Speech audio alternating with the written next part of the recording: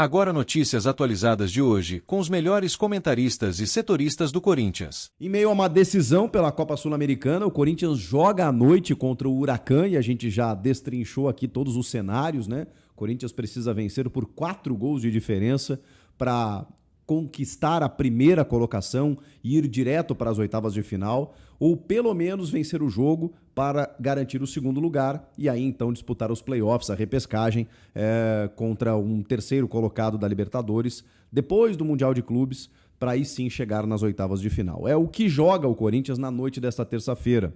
No meio da viagem, o goleiro Hugo Souza ficou sabendo da sua convocação para a seleção brasileira de uma forma muito merecida e com muita festa dos companheiros, foi muito bacana. A gente não vê mais isso, né? O jogador brasileiro se emocionar, almejar, chegar na seleção brasileira, depois de tudo que a gente viu aí nos últimos tempos, e o Hugo Souza representa isso, né? Para ele é uma conquista muito grande, um cara que estava lá na Série B de Portugal, e vem por uma aposta do Fabinho Soldado para substituir o gigante Cássio, o Carlos Miguel naquele período, vira ídolo da torcida, ganha o Campeonato Paulista, sendo decisivo na final e chega até a seleção brasileira de Carlo Ancelotti.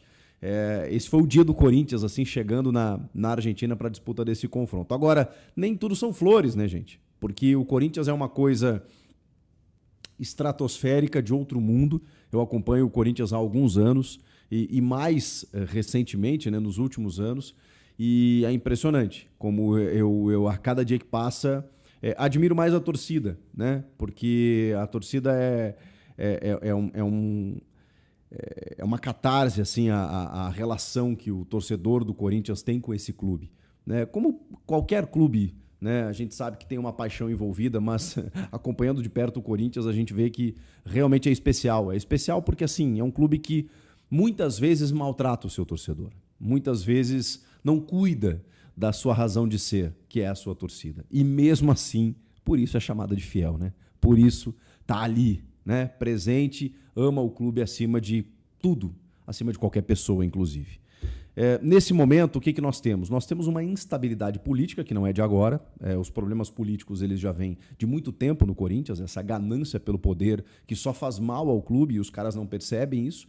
Mas o clube está lá. O clube está lá, vivo, se mantém, o time, inclusive, boas perspectivas, mas agora sem o seu mandatário, que foi eleito democraticamente, o presidente Augusto Melo. Ele foi destituído do cargo na noite desta segunda-feira.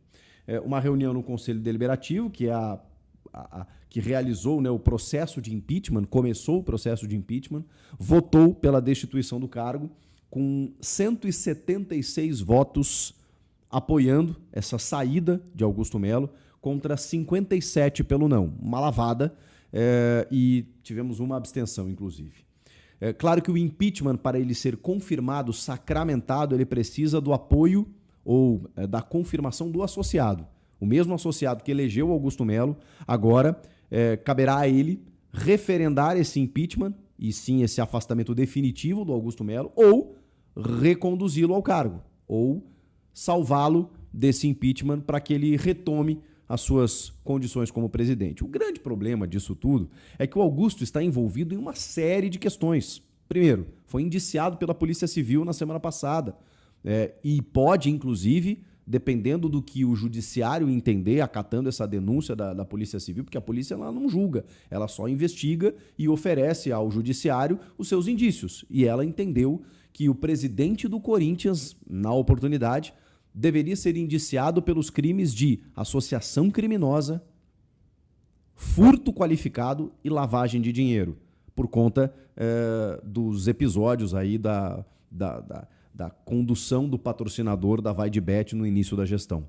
Por conta de tudo isso, houve esse indiciamento. Então, isso não favorece a imagem do Augusto. Além de outras denúncias, além de outros protocolos, pedidos de impeachment recentes, além das contas reprovadas em 2024, além de uma suspeita, ou pelo menos uma acusação de gestão temerária por tudo que vem fazendo no clube com acúmulo de dívidas, mas também o Augusto, evidentemente, se defende dizendo que nunca o clube arrecadou tanto, e é verdade, a receita do Corinthians também aumentou, ele conseguiu alguns patrocinadores importantes, ele montou um time competitivo. O Augusto tem alguns méritos. O grande problema é quando isso envolve alguns crimes. Eu não estou dizendo que isso aconteceu, mas se isso acontecer e já há um indiciamento, existem outras denúncias, bom, realmente não faz muito sentido. Só que a gente vai ter que aguardar, não dá para a gente julgar antes da coisa acontecer. Agora, tudo isso não favorece a imagem do Augusto, que desde sempre sofreu perseguição, ele rompe com uma barreira dos 16 anos do Grupo Renovação e Transparência, então era óbvio que ele iria enfrentar uma oposição muito forte, um conselho que nem sempre está a seu favor, muito pelo contrário, um conselho que muitas vezes dormiu em outras oportunidades, em questões que a gente possa levantar aqui, né, de muitas irregularidades, de muitas gestões temerárias, mas que nunca se voltou contra e nunca realizou um processo de impeachment. Agora, nesse momento, também não colabora, também não favorece o fato de ter muita coisa contra o Augusto Melo. Ele vai ter a chance de se defender, mas vai precisar, se ele for inocente, reconstruir uma imagem que já me parece arranhada. Antes da votação do impeachment, na noite dessa segunda-feira, o Augusto, ainda se valendo como presidente do clube, usou o espaço como presidente, como dono do cargo, para realizar um pronunciamento. E todos imaginavam que ele estava ali renunciando ao cargo.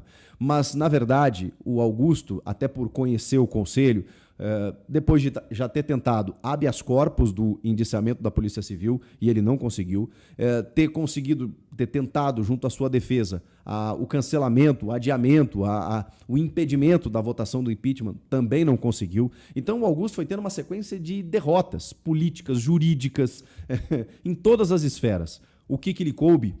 Assumir a derrota, porque ele sabia que a votação do impeachment seria, talvez não nesses números, mas seria numa maioria para a destituição do seu cargo. Então ele, usando às vezes de presidente, usando a máquina, o cargo à sua disposição, porque depois dessa votação ele não estaria mais no poder, ele não estaria mais falando como presidente do clube.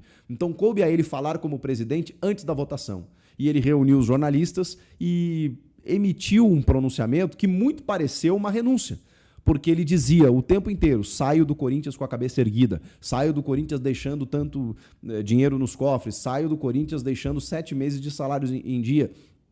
Todos imaginavam que era uma renúncia, até que houve uma pergunta no final: peraí, presidente, isso é uma renúncia? Porque, embora não mude muito, né, ele está saindo realmente, ele foi destituído, a renúncia antes da votação, ela mudaria o aspecto jurídico da coisa. Mudaria completamente o aspecto jurídico da coisa. E aí foi questionado: peraí, isso é uma renúncia? E ele disse: não é uma renúncia. Depois ele se posicionou na rede social dizendo que, gente, não é uma renúncia, vou lutar pelo Corinthians até o fim, sou corintiano, vou tentar de outros meios provar minha inocência, tudo mais. Então ele não está abrindo mão do seu cargo, não abriu mão do cargo em nenhum momento. Porque se ele renuncia, ele não perde os seus poderes políticos, ele não se torna inelegível. Agora, se ele for impeachmentado, aí realmente ele vai ter essa dificuldade, ele vai ter muito tempo aí para poder, digamos assim, reconstruir, mais tempo ainda para reconstruir a sua imagem. Então a renúncia salva um pouco os poderes políticos do Augusto, se é que faria alguma diferença, mas essa renúncia não aconteceu. Todo mundo confirmou ali que não foi uma renúncia. Se ele renunciar, ele ainda pode renunciar, tá? Por exemplo, se o sócio decidir pelo impeachment, por exemplo. O que acontece? O sócio decidindo pelo impeachment. Porque se reconduzir ele ao cargo, se o sócio não concordar com essa votação do conselho, ele volta à presidência e termina o mandato. Acabou. Agora, se o sócio entender, ele realmente tem que ser impeachmentado, o Osmar Stabile, que é o primeiro vice, que é quem assume interinamente, ele fica até a realização de uma nova eleição. Agora, se ele renuncia nesse meio tempo, o Stabile termina o mandato até o fim de 2026. Se ele não renuncia, aí tem uma nova eleição, o Stabile fica presidente até a realização desse novo pleito, e aí o novo presidente assume depois. Então a renúncia muda um pouquinho o andamento das coisas. Ela ainda pode acontecer, mas ela não aconteceu na noite dessa segunda-feira, embora tenha aparecido. O presidente se comunicou mal, como tem sido praxe, né? Ele a todo instante pareceu que ia renunciar e no final não foi uma renúncia. Ele simplesmente decidiu sair assumindo a derrota, sabendo que a votação seria contrária aos seus interesses, e ele inclusive vai embora do Parque São Jorge antes da realização do pleito. Muito diferente dos outros momentos, né, em que isso aconteceu, com protestos, com confrontos, com um ambiente hostil no entorno do Parque São Jorge, com as organizadas defendendo o presidente. Muito diferente disso.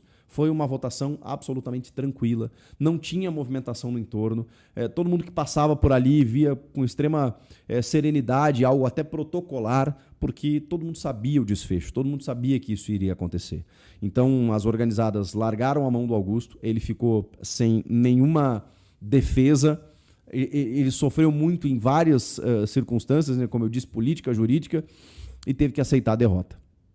Foi para casa e não é mais presidente do clube, pelo menos nesse momento. O sócio ainda pode salvá-lo. Por enquanto, Osmar Stabile, primeiro vice, assume, com o segundo vice, sendo o seu vice agora, o Armando Mendonça, e os dois concederão uma entrevista coletiva nesta terça-feira, às 3 horas da tarde, acho que no Teatro do Parque São Jorge, para explicar quais são os próximos passos, porque, na verdade, as nossas dúvidas... Na verdade, eu acho que isso vai...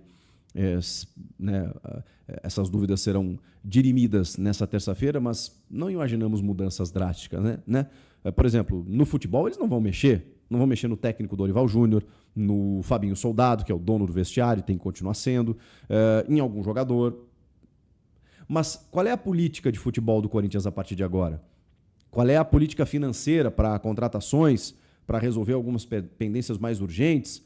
Como é que fica o elenco diante de tudo isso? Será que o elenco não fica numa situação de insegurança mediante a tanta instabilidade política do clube?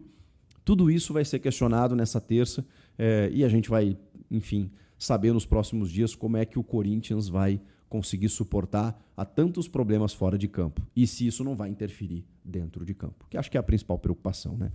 Que loucura, hein, gente? Já não basta a lesão do Yuri Alberto, o Memphis e o Garro estarem fora, né, pelo menos momentaneamente, podem voltar ali na frente. Todas as dívidas, todos os problemas que o Corinthians enfrenta, agora não tem um presidente.